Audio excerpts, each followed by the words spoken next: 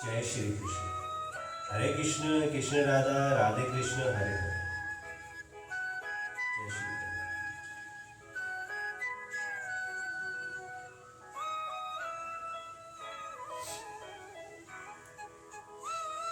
संबंध 19वें श्लोक में भगवान ने ये बात कही कि आत्मा ना तो किसी को मारता है और ना ही किसी के द्वारा मारा जाता है। उसके अनुसार 20वें श्लोक में उससे विकार रहित बतलाकर इस बात का प्रतिपादन किया कि वह क्यों नहीं मारा जाता। अब अगले श्लोक में ये बतलाते हैं कि वह किसी को मारता क्यों नहीं। वेदा विना शिन नित्य अनमज्मयम् कंत स पुरुष पार्थक दातयति हनिकम्। हे पृथापुत्र अर्जुन, जो पुरुष इस आत्माओं को नाश रहित नित्य अजन्म और अव्यय जानता है, वह पुरुष कैसे किसी को मरवाता है और कैसे किसी को मारता है। इस श्लोक में भगवान ने कथन का क्या अभिप्राय है?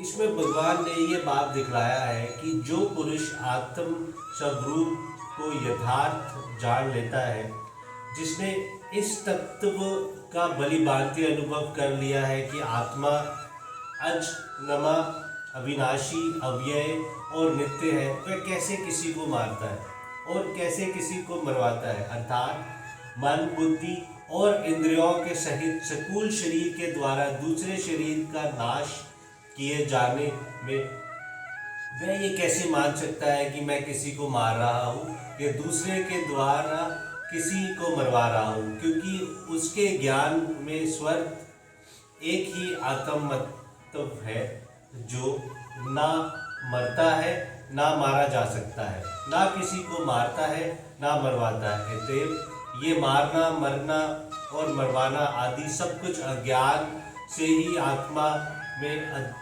अत्यरूपित है, वास्तव में नहीं है। अंत किसी के लिए भी किसी प्रकार का शोक करना नहीं बनता। ये शंका होती है कि आत्मा नित्य और अविनाशी है, उसका कभी नाश नहीं हो सकता, अंत उसके लिए शोक करना नहीं बन सकता। और शरीर नाशवान है, उसका नाश होना अवश्यम्भावी है, अंत उसके लिए भी शोक करना नहीं बनता। ये स्वतः ठीक है, किंतु आत्मा का जो एक शरीर से संबंध टूटकर दूसरे शरीर से संबंध होता है, उसमें उसे अत्यंत कष्ट होता है, अंत उसके लिए शोक करना कैसे अनुचित है। इस पर कहते हैं वासांसि चिन्नानि यथा विहाय नवानि गृहाति नरो परानि तथा शरीरानि विहाय जिनार्यन्यानि त्यजन्ति नवानि देहि। जैसे मनुष्य पुराने वस्तुओं को त्याग कर दूसरे नए वस्तुओं को ग्रहण करता है, वैसे ही जीवा आत्मा पुराने शरीर को त्याग करके दूसरे नए शरीर को प्राप्त होती है। पुराने वस्त्रों को त्याग और नवीन वस्त्र के धारण करने में मनुष्य को सुख होता है, किंतु पुराने शरीर को त्याग और नए शरीर के ग्रहण में तो क्लेश होता है। अतएव इस उदाहरण की सार्थकता यहाँ कैसे हो सकती है? पुराने शरीर के त्याग और नए शरीर के ग्रहण में अज्ञानी को ही दुख होता है, विवेक को नहीं। माता बाल के पुराने गंदे कपड़े उतारती है और नए पहनाती है तो वह रोता है, परंतु माता उसके रोने की परवाह ना करके उसके हित के लिए कपड़े बदल ही देती है। इस प्रकार भगवान की जीव के हितार्थ उसके रोने की कुछ भी परवाह ना करके उसके देह को बदल देते हैं। तब ये उदाहरण उचित ही है। भगवान यहाँ शरीर के साथ चीनानी पद का प्रयोग करते हैं, परंतु ये कोई नियम नहीं कि वृद्ध होने पर ही मनुष्य की मृत्यु हो। कई उम्र के जवान और बच्चे भी मरते देखे जाते हैं, इसीलिए कि ये उदाहरण युक्त नहीं जचता। यहाँ जन्नानी पद से 80 या 100 वर्ष की आयु से तात्पर्य नहीं है। प्रारब्धवश युवा या बाल जिस किसी अवस्था में प्राणी मरता है वही उसकी आयु समझी जाती है, और आयु की समाप्ति नाम ही जीर्णानंद अवस्था है। अतएव ये उदाहरण समर्था युति संदक है। प्रश्न, यहाँ वासनीसी और शरीरानी दोनों की पद बहुवचनानद है। कपड़ा बदलने वाला मनुष्य तो एक साथ भी 3-4 पुराने वस्त्र त्याग कर नए धारण कर सकता है, परंतु देह यानी जीवन आत्मा तो एक ही पुराने शरीर को छोड़कर दूसरे एक ही नए शरीर को प्राप्त होती है। एक साथ बहुत से शरीरों को त्याग या ग्रहण युति से सिद्धि नहीं है। अतएव यह शरीर के लिए बहुवचन का प्रयोग अनुचित प्रतीत होता है।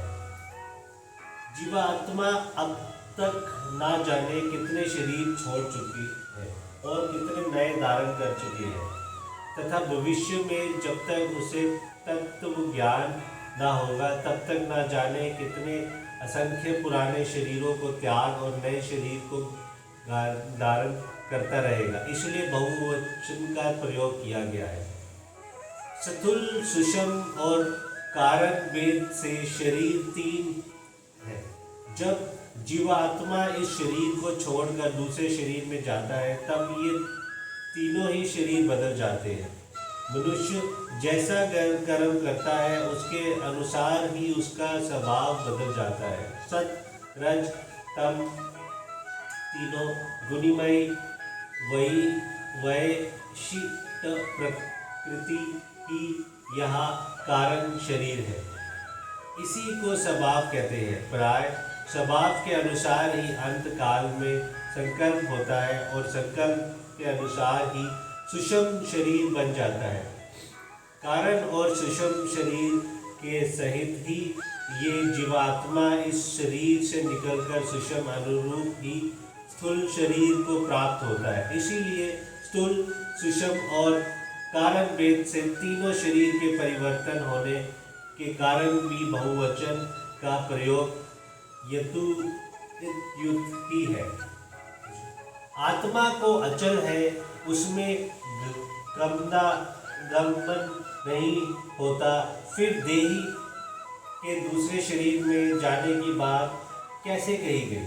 वास्तव में आत्मा अचल और अक्रिय होने के कारण उसका किसी भी हालत में गमन नहीं होता।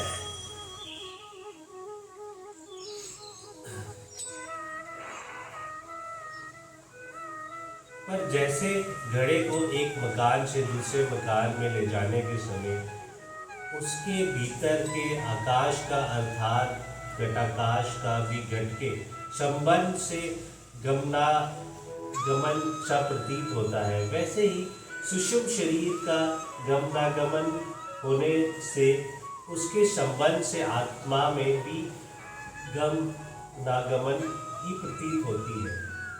अतएव लोगों को समझाने के लिए आत्मा में गमनागमन की औपचारिक कल्पना की जाती है। यहाँ देही शब्द देहाभिमानी चेतना का वाचक है। अतएव देह के संबंध से उसमें भी गमनागमन होता सा प्रतीत होता है। इसलिए देही के अन्य शरीर में जानने की बात कही गई।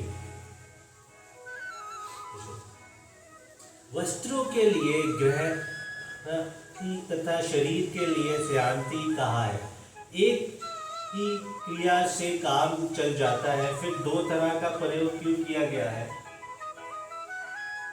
गृहरति का मुख्य अर्थ ग्रहण करना है और संन्याति का मुख्य अर्थ गमन करना है। वस्त्र ग्रहण किए जाते हैं, इसलिए यहाँ गृहणाति क्रिया दी गई है और शरीर को छोड़कर दूसरे शरीर में जाना प्रतीत होता है, इसलिए संन्याति कहा गया है।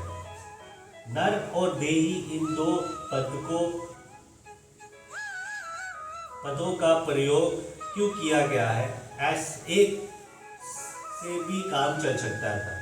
नर पद मनुष्य मात्र का वाचक है और देही पद समस्त जीवस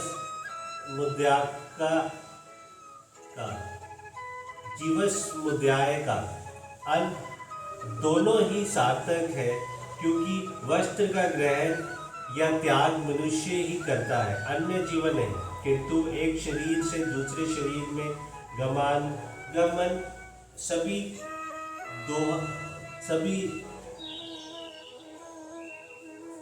देहाभिमानी जीवों का होता है। इसीलिए वस्त्रों के साथ नर का तथा शरीर के साथ देही का प्रयोग किया गया है।